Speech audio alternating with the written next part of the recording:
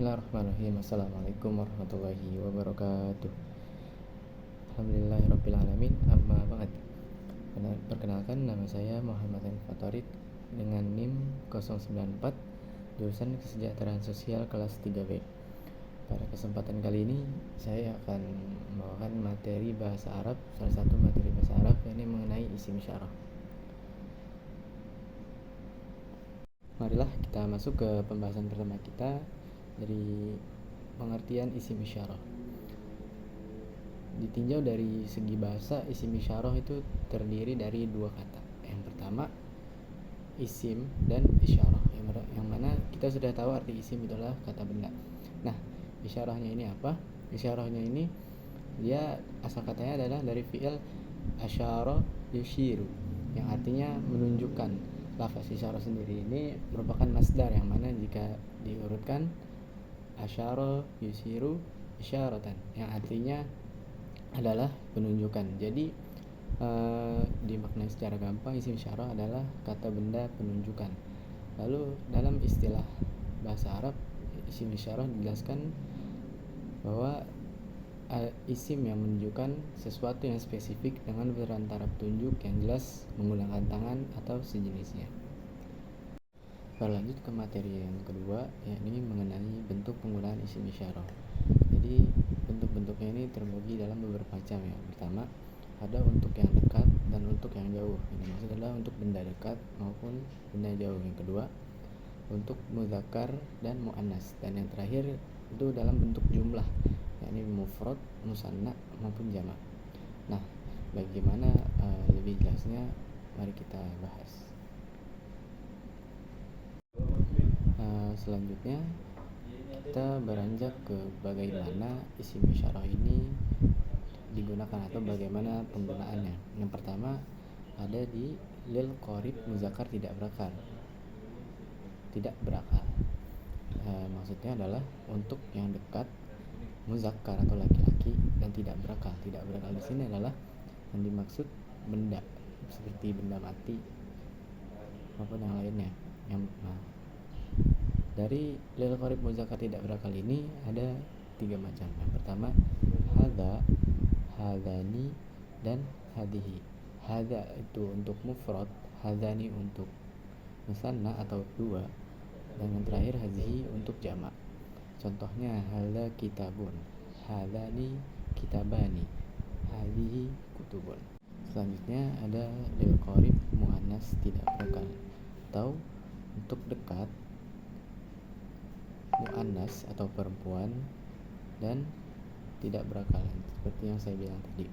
Di sini juga ada hadihi, hatani dan hadihi.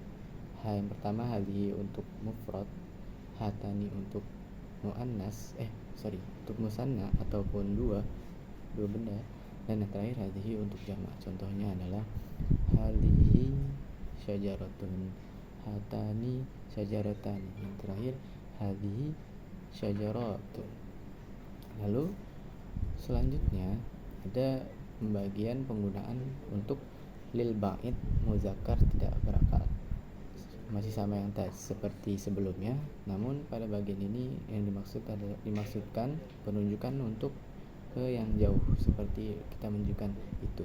Nah, di bagian ini ada 3 bagian juga. Yang pertama zalika, dhanika dan tilka. Dzalika untuk mufrad, dhanika untuk musanna, dan tilka untuk jamak. Nah, dalam penggunaannya contohnya dzalika kitabun, dhanika kitabani, dan tilka kutubun. Selanjutnya untuk lil ba'id muannas tidak berakal, yang mana untuk menunjukkan sesuatu yang jauh, untuk muannas atau perempuan dan tidak berakal. Ini juga sama seperti sebelum-sebelumnya, ada 3 macam isim. Yang pertama tilka untuk sesuatu yang mufrad atau bentuknya tunggal. Yang kedua ada tanika untuk sesuatu yang bentuknya dua atau musanna, dan yang terakhir ada tilka untuk sesuatu ditunjukkan dalam bentuk jamak atau banyak. Ini penggunaannya. Yang pertama tilka syajaratun, tanika syajaratani, tilka syajaratun.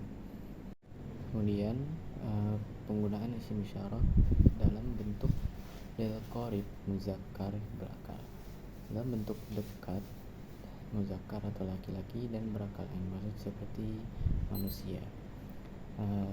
Ini juga terbagi ada 3 macamnya. Yang pertama hada untuk mufrad, hadani untuk musanna, dan haula'i untuk jamak. Contoh dari yang pertama, hada talibun, hadani talibani, haula'i tullabun. Lalu untuk muannasnya, untuk lil qarib muannas berakal ada hadi, hatan, hatani, dan haula'i. Hadi untuk mufrad atau tunggal, hatani untuk bentuk musanna, dan yang terakhir haula'i untuk bentuk jamak. Contohnya hadihi thalibatun, hatani thalibatani, haula'i thalibatun. Oke. Lalu selanjutnya kita ke lil ba'id, yang untuk yang jauh mudzakkar dan berakal. Cara penggunaannya ada 3 juga. Yang pertama ada dzalika, menggunakan kata dzalika, danika, dan ulaika. Dzalika di sini karena yang seperti saya sebutkan sebelumnya, untuk bait berarti menunjukkan sesuatu yang jauh, seperti itu, kita menunjuk kepada itu. Yang pertama ada dzalika, danika, dan ulaika. Contoh dari yang pertama, dzalika talibun, danika talibani. Yang terakhir ulaika tullabun, yang mana yang pertama untuk mufrad, yang kedua untuk musanna, dan yang terakhir untuk jamak. Lalu ada untuk lil ba'id muannas berakal. Yang pertama kita menggunakan tilka untuk mufrad, tanika untuk musanna, dan ulaika untuk jamak. Contohnya tilka thalibatun, tanika thalibatani, ulaika thalibatun. Sekian materi yang saya sampaikan, dan dapat diambil kesimpulan dari materi yang telah saya sampaikan berikut. Isim isyarah adalah isim yang menggunakan untuk menunjuk kata tunjuk jauh maupun kata tunjuk dekat. Dan di dalam bahasa Arab dibedakan antara mana kata benda yang tidak berakal dan kata benda yang berakal. Juga dibedakan antara bentuk laki-laki dan bentuk perempuan, dan juga di bentuk jumlah seperti yang tadi ada mufrad yaitu tunggal, musanna bentuk 2, dan yang terakhir jamak. Mungkin semoga materi yang saya sampaikan dapat bermanfaat. Saya mohon maaf apabila ada kekurangan dalam penyampaian, kekurangan dalam penjelasan materi.